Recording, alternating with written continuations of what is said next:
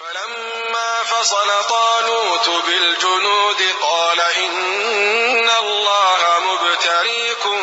بنهر فمن شرب منه فليس مني ومن لم يطعمه فإنه مني إلا من اغترف غرفة بيده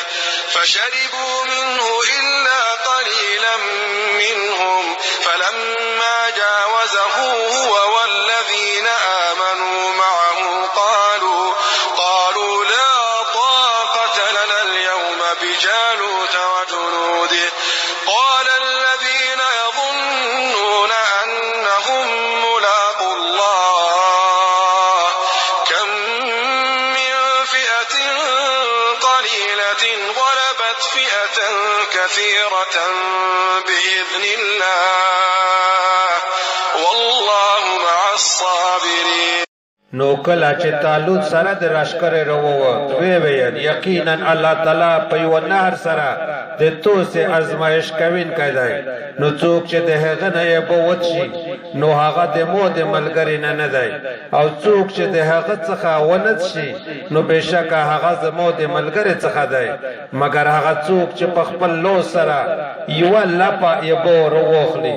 نو هغه د هغې نهر نه یې بوت شلی مګر له دی نه ډېرې لږې خلکې ونه څښلې نو کله چې د طالوت او هغه کسان چې له ده سره ایمان راوړی و د هغې نه پورې وتل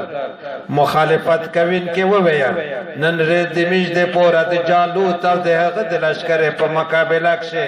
هېڅ طاقت نشته او وویل هغې کسانې چې یقین یې لره چې بېشکه دوی د الله تعالی سره ملاقات کوونکي دي څومره ډېر ځله ډېر لږه ډله په ډېره لویه ډله باندې د الله تعالی په حکم سره غالبه شوې ده او الله تعالی د صبر کوونکي ملګری ده. ولما برزوا لجالوت وجنوده قالوا ربنا أفرغ علينا صبرا وثبت أقدامنا وانصرنا على القوم الكافرين.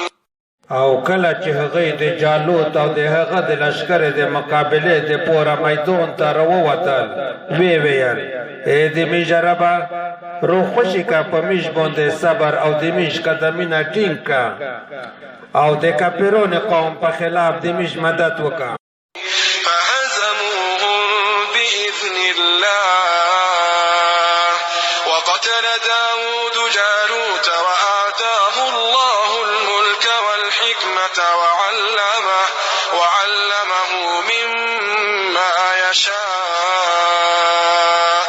ولولا دفع الله الناس بعضهم ببعض لفسدت الأرض ولكن الله ذو فضل على العالمين. آخر دا چې د الله تعالی په حکم هغوی کافرانو ته موت یې ورکړه او داود علیه السلام جالوت قتل کړ او الله تعالی ورته پاچاهي او حکمت ورکړ او کوم شیان چې هغه غوښتل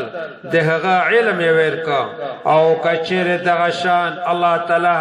د انسانانو یوه ډله د بلې ډلې په ذریعه نه ده پاکولی نو د مځکې نظام به خراب شوی و لیکن د دنیا په خلق باندې د الله تعالی لوی فضل دی چې هغه دغه شان د فساد لرې کولو انتظام کوي. تلك آيات الله نتلوها عليك بالحق وإنك لمن المرسلين. دا دی الله تعالی آیاتونه دی میږ دا په تو باندې په حق سره اورو او یقینا ته خامخا له رسولانو څخه یې